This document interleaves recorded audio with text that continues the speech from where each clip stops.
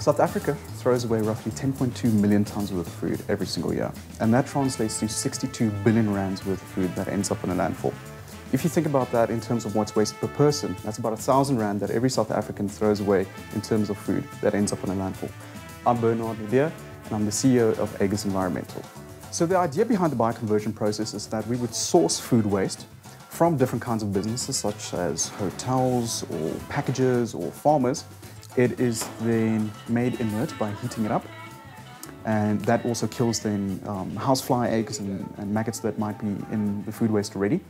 The food is then placed into this container over here, where the larvae then feeds on the food waste. They, when they reach their pre-pupation stage, then naturally climb a little ramp over here into a container. At that point, we put some of the larvae into another container where we've got UV lights that introduce, or rather induces, breeding and mating. And then we can source the eggs and then start the whole process over again. The amount of flies we would need is highly dependent on how large a facility we would like to build.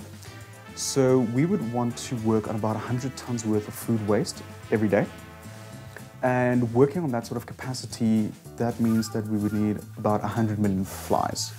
The flies actually occur naturally in South Africa, and they are a cosmopolitan species, so they occur all around the world. Getting the products from the flies is actually a reasonably simple process. The flies, when they reach their pre-pupae stage, self-harvest. In other words, they climb out of food in order to find a dry area that they can pupate in and then become flies. So at that point, we will harvest them. We will send them through a warm water bath in order to clean them as well as end their lives. And then they're sent through a simple oil press.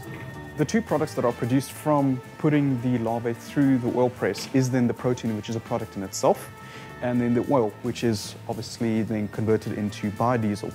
There is about 5% food waste left, but luckily this is an organic fertilizer, so that can be used in various different applications.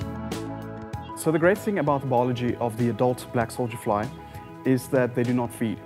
And this means that they are not attracted to food waste or to human settlements, and they live for a very short amount of time, which means that they tend to not carry pathogens like, for instance, the adult housefly would.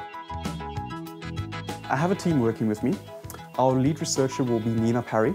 She's currently completing her MSc in entomology, focusing on bioconversion.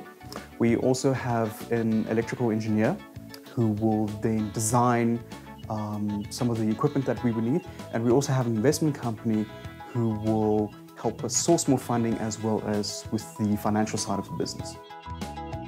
The benefits of using black soldier fly in bioconversion is that, first of all, food waste to landfill is reduced. We reduced food insecurity because we're producing more calories and more protein. And we are also then lessening the burden on our oceans because fish meal is being replaced by using a recycled product then. The way I came about this idea is when I was a child, my aunt, who's a health inspector, actually took me to see a landfill as part of her sort of going around Johannesburg. And seeing what a landfill looks like actually stuck with me for a number of years. And I thought, in my own capacity, what can I do? And I've always had a flair for recycling, if you will. And in the last couple of years, I've experimented with a couple of different ways of doing it, and then I came across this insect that we want to use in the bioconversion process, and it's just absolutely fantastic in what it can do. At Aegis Environmental, we hope within the next 20 years to get to recycle a total of 10 million tons every single year. Our vision is to significantly reduce the amount of food waste that's sent to a landfill, and then to reduce food insecurity and lessen the burden on our oceans.